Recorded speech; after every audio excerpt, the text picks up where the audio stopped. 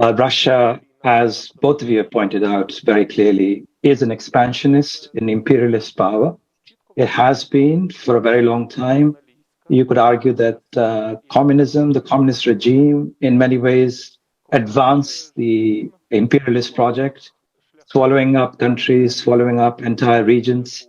So, that history is very clear. It tells us a great deal about the aggressiveness of Russian imperialism. So there is absolutely no question that it is Russian imperialism at work in the invasion of Ukraine.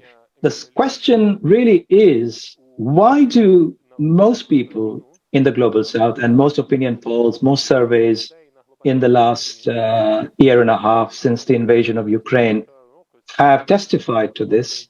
Why do most people do not quite see it that way? Why don't they see Russia as an imperialist power? Why is it that the Russian president poses as an anti-imperialist? That is also something I've written about in my columns, and I'm sure the Russian media did not quote me on those subjects. Like, he speaks to the global south and presents himself as a fellow victim of Western imperialism. I think in order to understand that, we have to go back a little bit and think about the years of decolonization, when large parts of Asia, Africa were liberating themselves from European empires and found themselves really struggling against the combined might of Western powers, including the United States. If you were a South African, for instance, fighting the apartheid regime, you discovered that even the apartheid regime had very strong allies in Western Europe and the United States. And the only country that would assist them, that would help them at that time, was the Soviet Union.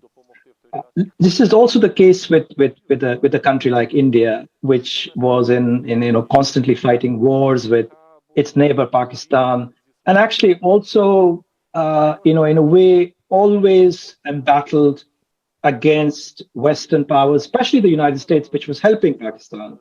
And the only major ally a country like India had during those years was the Soviet Union. So in a country like India and in a country like South Africa, there is very little awareness of Russia's imperialist past. All they remember of their history is the fact that the Soviet Union was a great supporter of theirs when they were fighting imperialist and neo-imperialist nations. So this explains why, at least partly, why so many countries of the global south have failed to see the Ukrainian point of view on this assault by Vladimir Putin. So you can say that the global south countries are hostages of their own beliefs and understanding that has been formed over 30, 40 years ago. Do I understand you correctly? Yes, and I think, for them to undertake a new process of education, which is education in the facts of Russian imperialism, what Russia has done historically over the years, swallowing up entire countries after the Second World War, the Baltic states, and not to mention Uzbekistan, all the sort of Central Asian republics. So I think for most people in the global south, this is not a history that they encounter either through their history textbooks or through the newspapers. This is something very remote, very foreign to them. So it's very difficult for them to understand or to see the Russian invasion of Ukraine as an imperialist project. But it seems to me that there is a big influence of pro-Russian propaganda, because, for example, in India, you lose the possibility to watch BBC, but in the meantime, Russia Today is a popular channel till now. I would not exaggerate too much the impact of Russia propaganda on a country like India. Yes, definitely large parts of Africa. It's been very, very effective. But I would argue that in India, its effect has been relatively limited. I would say that there is a large reservoir because India depends on and has depended on first the Soviet Union and now on Russia for its military hardware, now increasingly for oil. there is a large reservoir of goodwill towards Russia, which at this point has become very effective. And Russia obviously plays to that. Just yesterday, the Russian president hailed the Indian prime minister as a great man, as a wise man. So this kind of thing really goes down well there. But that is the extent to which disinformation and propaganda work there. It's far more effective, obviously, in large parts of Africa.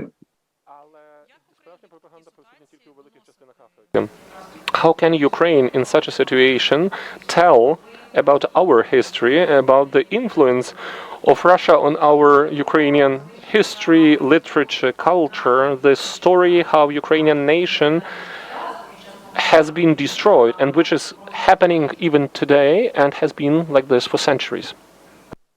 But I mean, this is a really difficult task, and to undertake it while Ukraine is under attack from its big imperialist neighbor is an even more difficult task. It would be a difficult task under any circumstances.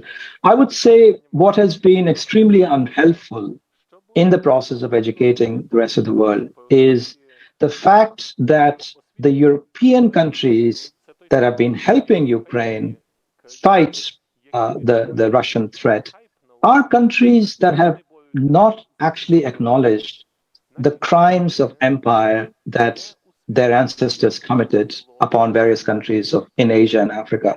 And that's another reason why people are unwilling to support Ukraine, is because they see Ukraine being supported by countries like Britain, where political leaders to this day, the last prime minister, the previous prime minister, Boris Johnson, who's a great supporter of Ukraine, went around saying, "I'm very proud of the British Empire." Now, when people hear this, when people who have suffered under the British Empire, they again are inclined to see whatever is happening in Ukraine as something that Europeans are just doing among themselves. This is not any of their business.